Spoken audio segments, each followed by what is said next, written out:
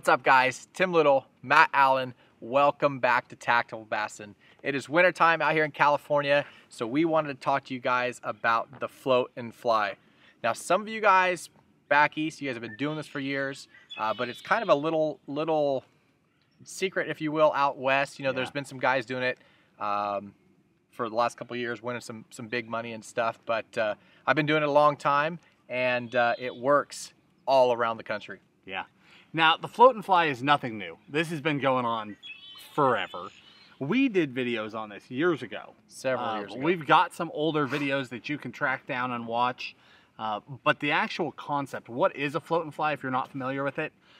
Traditionally used for smallmouth and spotted bass, but it works incredibly well for largemouth too. The concept is that you've got a float, you got a cork, and then suspended below that cork you have a hair jig or a fly. Basically the hair version of a crappie jig. That's pretty much what it is. The idea, or where it came from back east, is the guys would use really long rods, say 8.5 to 11 or 12 foot rods even. Very, very light line, 4 to 6 pound fluorocarbon, and then they're using a three-way swivel and a special bobber that they make themselves and weight and balance to get it to do some very unique things. And some of you are familiar with this, but some of you aren't. Basically what they do is they've got it so specialized, you suspend this fly in the water column. So if you know roughly where your bass are gonna be, you suspend that fly at maybe 6 feet or 8 feet or 12 feet. That's what that long rod is for, so you can cast that big long leader of line. And then at that point, you are literally bobber fishing. It's like crappie fishing. You got a float laying out there in the water with a hair jig under it. For the most part, you leave it alone. If there's a chop on the water, it pretty much carries it itself. That fly is down there. And that's why those hair jigs are so important, those specialized flies, because they sit down there and they just barely move. If there's not a ripple, you can just barely touch that cork, and it's just enough to get that fly to move down there. And those fish will just come up and pick it up. What's special about the way they did it is they balanced those bobbers so well that if the bass suck that thing under, if they eat it and run with it, it jerks that bobber under. That's easy. But if a bass comes up in that cold water, and we're talking cold water, I'd say low 50s is where this technique starts, and then it shines all the way down through the 40s into the 30s. This is a cold water technique. You're really just leaving that bait in front of those fish and they can't resist an easy meal. But when they're in that cold of water, sometimes those fish will come up and they just barely eat that fly, and they'll just sit there and hover with it. They don't even swim off because the water's so cold. What those guys did with those bobbers, they had them so well balanced that that bobber would be sitting in the water. Now, it's one thing if it gets sucked under, but what it would do is it'd be so balanced that when they came up and just lifted that fly, their bobbers would fall over. And that was what made that technique so special, and how some guys were so good at it compared to everyone else, because they were seeing bites, much like using high-end tackle so you could feel more bites. They were seeing more bites than anybody else. And that is the concept behind the float and fly. Now, Tim and I, over the years, we've developed kind of a different way to do it. And we talked about this in the past. I don't think people really even understood what we were trying to tell them. It's a very different way of doing it, and it works. Why don't you explain? Yeah, it definitely works. Like Matt said, this is a wintertime cold water technique. When those fish are lethargic and don't want to move much, that little fly down there, just that little bit of action, it just tempts them, and it is a super finesse technique. And it puts big ones in the boat. I've caught spots up to 6 pounds on it. Big largemouth by accident. Big largemouth, eat it. You know, everything. They're cold, they don't want to move a lot. So when you can dial in what depth those fish are holding in, and you put something and you dangle it in front of their face, it's only a matter of time before they eat. Yeah. One of the tricks that was showed to me many years ago was not using an actual set bobber. You know, a lot of guys back east, that's why they had to use those long rods, those 8, 10, 12 footers, because, you know, they put a bobber on there at a fixed leader length, you know, 12 feet. Now they have to have that much line out to cast. You need that giant rod. So one of the things that, like I said, was showed to me was actually using the threaded bobber stop. And now what you can do, if those fish are holding in 15, 18, 20, 25, 30, 40 feet. Now you can take this thread, you can set your depth. I run a little bit of a little bead on there.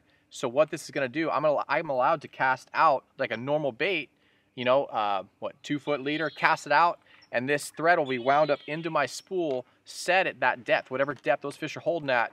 This bead will hit that, the bobber will catch, and now my bait is now suspended at that 20-foot mark or 25-foot mark. And where guys get really good at this, they'll have 3 or 4 rods set up with the different depths. You know, running a 15-foot, a 20-foot, a 25, a 30, and then depending on where you know, your electronics, where you're seeing those fish, you know which rod to grab, and you literally can suspend a bait in front of a fish at 30 feet or deeper. And again, like I said, it's a little trick. I used to, you know, when I was tournament fishing, I used to paint my bobbers just the small tip was orange, so the guys next to me didn't know what I was doing. But it's a fun technique. You know, people start getting frustrated when they're losing to people bobber fishing, but it is a technique that puts giant fish and lots of fish in the boat when it is freezing outside and the fish aren't that active. Now, the one thing that I really want to touch on is a couple different styles of bobber, but they're both slip bobbers, and it doesn't matter. What you want to do is buy a variety of them, because you match them to the weight of the jig. And this is what people didn't understand in the past. When we talked about float and fly fishing, we started telling people about this, we got some feedback from guys back east that were going, no, you don't understand how to float and fly. The whole key is that balanced bobber. What we want to explain is we've been able to do the exact same thing, but we're doing it at 10 feet, 20 feet, 30 feet, 50 feet. Right. And you can get away with a normal length rod. You can do it with a 7 or 7.5 foot rod because you don't have that giant leader. So the key is to get a variety of the bobbers. They're inexpensive, buy a handful of them, and then you balance them to the weight of the jig. Yeah, you got to match them, you know, play around with them, which bobber works with what weight bait. Exactly, because once you have that, what'll happen is this bobber, you'll throw it out there and it will sink to a perfect depth where it's just barely showing. You watch that bobber, if that fish sucks it down, it's gone. But just like those bobbers that they put so much time into, it's so well balanced that if you even begin to take the weight off, it pops up, and if they lift it, it folds right over on the surface of the water, clear as day. It does the exact same thing that guys were trying to do in the past, but we're able to fish the entire water column. And if you aren't setting up a bunch of different rods, you can adjust on the fly very quickly. You can reach down, get that bobber stop, slide it an extra 5 feet one way or the other, and send it right back down to the bottom. It works incredibly well. It's something you've got to try. If you're not a float and fly guy, you need to try this. If you are a float and fly guy, you're probably mad that this video's coming out. Absolutely. Or you're scratching your head right now wondering why this wasn't something you'd tweaked a little bit to get to those deeper depths more easily, because it makes all the difference. Yeah, just like any technique, you can scratch the surface or you could dive all the way into it. And you know, Matt and I, we played around with this for several years. And like I said, it's caught some big fish. Oh, yeah. As far as action, you don't want to work the bait too much, but it all depends on your fish. You know, you can kind of pop that bobber a little bit and give that fly some action and some rise and fall. Perfect time is when there is a little bit of ripple, because it kind of lifts and bobs that bait for you. And it is a cold technique. It's a slow technique, yeah, but it produces when other things can't. You know, a lot of these fish have not seen bait suspended still in front of their face, and should definitely try it out on your lake. Yeah. Now we're probably going to do some quick fish catching here with you. We're actually sitting on an epic school of crappie. Not bass, but for the sake of showing you how these bobbers are working, we're going to show you some of that really quick on these panfish so you can see the concept really easily, and then you can take it to your fish. A little thick and quick, but you're able to move it more, you know?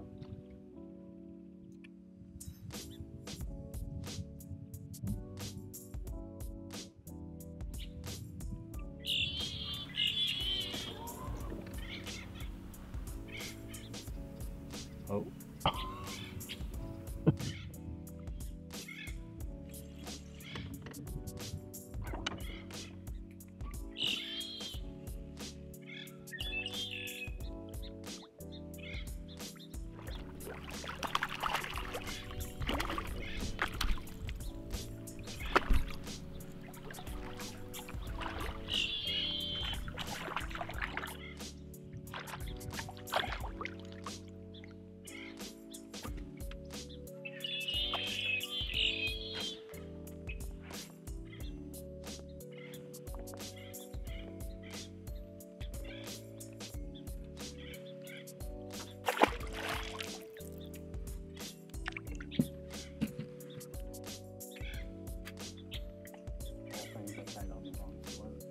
think. What's that? Instead of all things, I tied on the wrong float to the way the rest of the thing there.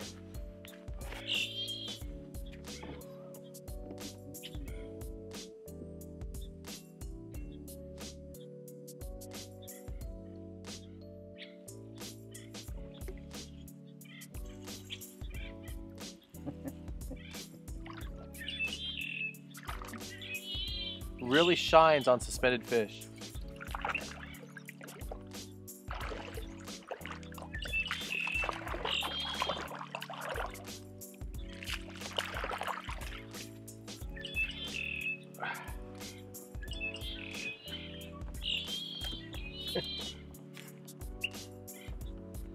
This technique, it always required a rod like what I'm using, 9.5 footer. You can see the way we've got it set up. Yeah, 7 footer. Tim's throwing a 7-foot rod, regular bass rod. You know, you could drop shot on it or shaky head on it, Ned rig on it, and you're able to catch those float and fly fish as fast as you can cast it out.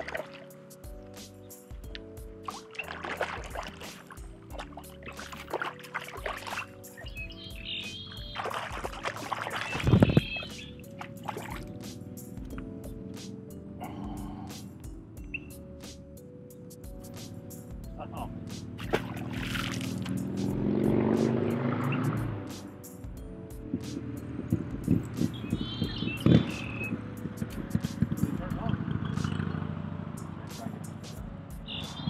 Turn right back off.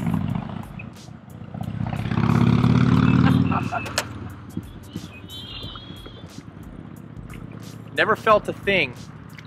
As soon as my bait got to the bottom and my bobber stood up, I got picked up and my bobber laid flat.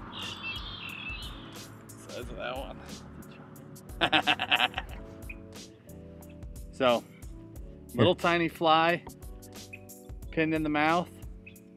There's that sliding float, about 7 or 8 feet up. I've got a little bobber stopper to stop it. I was watching that thing sitting in the water and it popped up and tipped over. That's all it was. Great big crappie.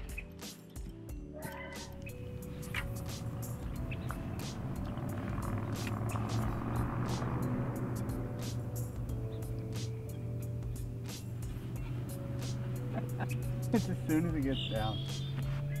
Oh.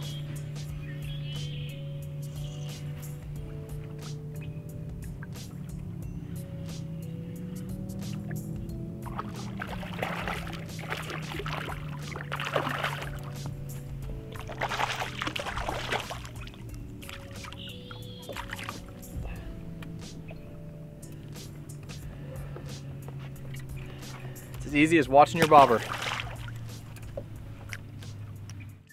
All right, guys, hopefully you guys got a little idea of what a float and fly is. Some of you guys may never have heard of it. Some guys are probably irritated we're talking about it, but it is a definite technique that you guys need to spend some time with. Now, there are some special flies, some special bobbers, some special just equipment that we use, and we'll link all that down below, like in every video down in the video description. If you guys have any comments or questions down below in the comments, let us know. We'll try and help you guys out with that. But again, guys, we hope you enjoyed that video. Hope it puts more fish in the boat for you, and we'll talk to you soon, guys. Have a good one.